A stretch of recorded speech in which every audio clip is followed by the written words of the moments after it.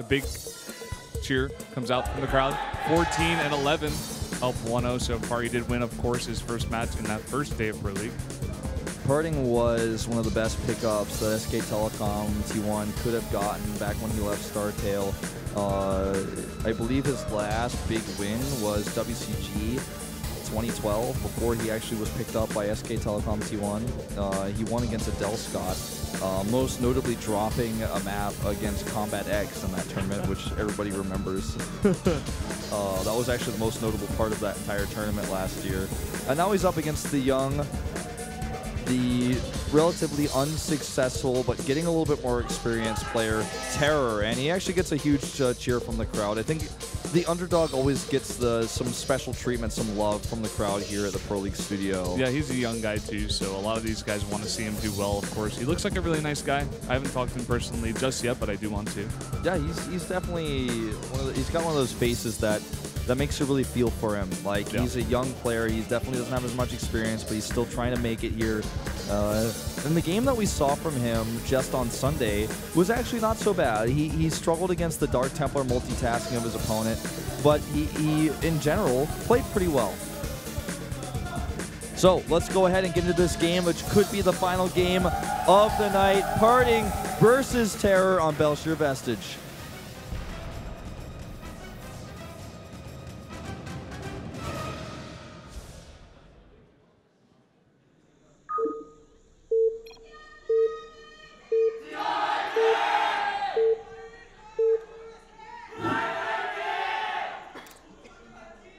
LTA는 SK텔레콤. Down here in the bottom right, the red Protoss representing SKT1. This is, of course, Parting. Big favorite to win this match. He's up against the young, talented player from Prime. It's Terror.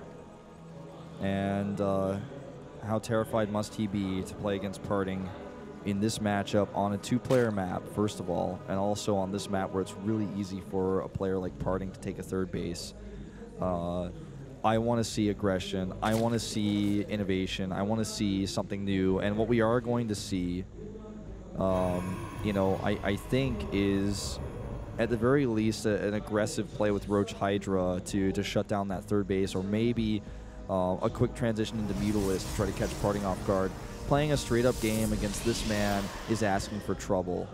Yeah, I feel like, you know, sometimes myself, I actually did play in a couple of LANs myself, not big ones, just like very small tournaments as a Protoss player, and I found myself, when I got nervous, I just kind of played standard, you know. I didn't really think of what to do. I just like played my game because I was so nervous. And I feel like if Terror is in that same situation where he's just like, okay, I just got to play my game, he's not really thinking about how to really break into Parting's mind. He's not thinking about what Parting does. He's thinking about himself and just looking good on TV, and I hope he doesn't get into that mindset. I hope he really, you know, looks at Parting and tries to understand his game and watches a bunch of his games and understands how to beat this huge Protoss in Parting. Yeah, he's had a lot of time to prepare. You know, specifically you know, since the last time that he played, he's had 2 days. So consider that. He is going to get faked out here by Parting. Parting is trying to trick him into putting drones down.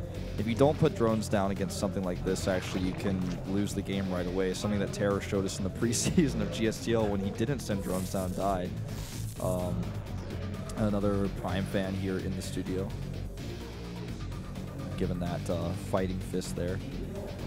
And the funny thing is, Parting's fake out is not successful because Terror does not even send a drone scout or even leave an overlord there. So Terror's already got his number. He's like, I know you're not doing anything to me, Parting. You shut that probe up. Yeah, he really did. He also has a really fast gas. With this really quick gas, he's going to have speed out very early.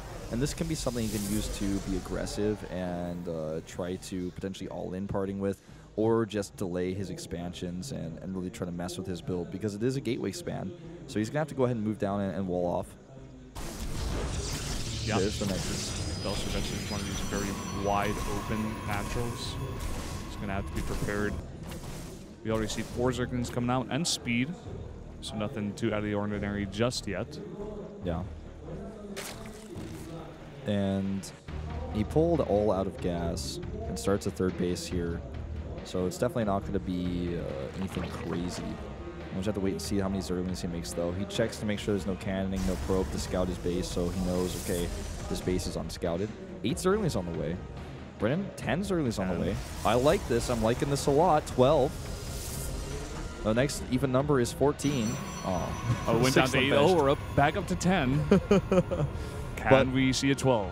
We saw a build like this work. The player that it worked against is Solar did this against SOS. That's right. SOS is the player who lost to this.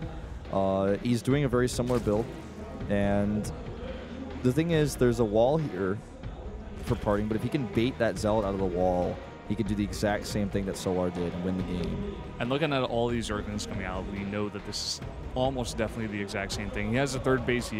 Parting hasn't even scouted the third base. He's just assuming. He doesn't even really know. But with all these Zerglings coming out, he's going to have to be careful. He's moving out? Yeah, he's moving some stuff out. This is looking very similar to what SOS did, except that he has his Sentry here.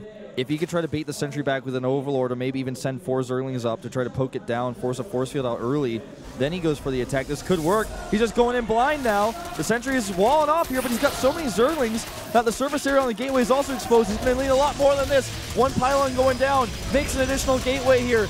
The warp gate research is done, and now he's got another second tight wall. That first pylon is so important. He needs another force field there. It's so close. The pylon goes down, but the one at the bottom is getting pretty low. Another force field comes down. The 2 gateways come down here. There's a ton of Zerglings here, but enough sentries are here to at least hold it off for now. He's continuing to build more buildings. He's going to need one more force field here, and he gets it, keeping the Zerglings out a little bit longer. And now the Mothership Core has enough energy for overcharge. And Terror is trying desperately to get any opening he can. He tries to break through. He does break through, but there's already probes on stop position here. Great micro with the sentries, making sure they're all stacked up in a wall. And so far, Parting has been able to hold 14 Zerglings still on the way. Just so far, like you said, more and more Zerglings coming here. The Photon Overcharge is going to run out eventually, but we're going to have to see if these sentries can continue to force field this opening.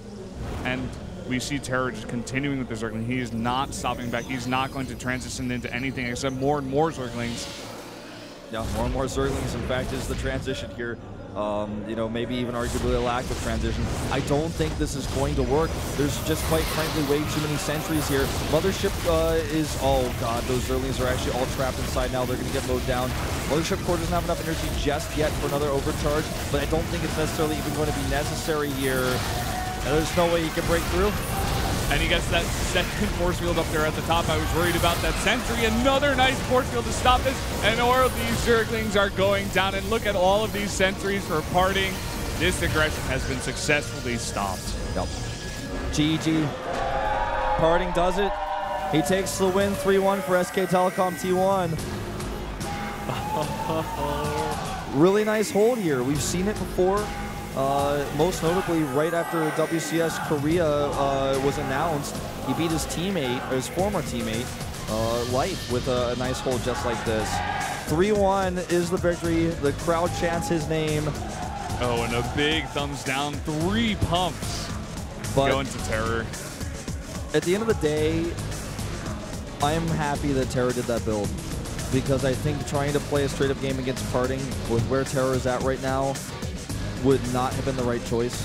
He executed the build well, but Parting's defense was too solid. But I like that he did this rather than trying to play against Parting, one of the best players in the world, with like a macro game, and just hoping that that was going to work out for him in front of these crowd, in front of these fans. He did try that on game 1 or in day 1, and it didn't really turn out well for him. He kind of fell apart. I also like that build as well for him. I wonder if the coach, or even his teammates probably suggested that to him. They're like, okay, this is Parting. You're new. Just get some experience, get out there. Even if you cheese, it doesn't matter. Terror was like, okay, I think I'll go with this one. Unfortunately, it didn't work out. There were a couple of times where it almost broke through. At least he did kill a bunch of probes, but just very well held off by Parting as well.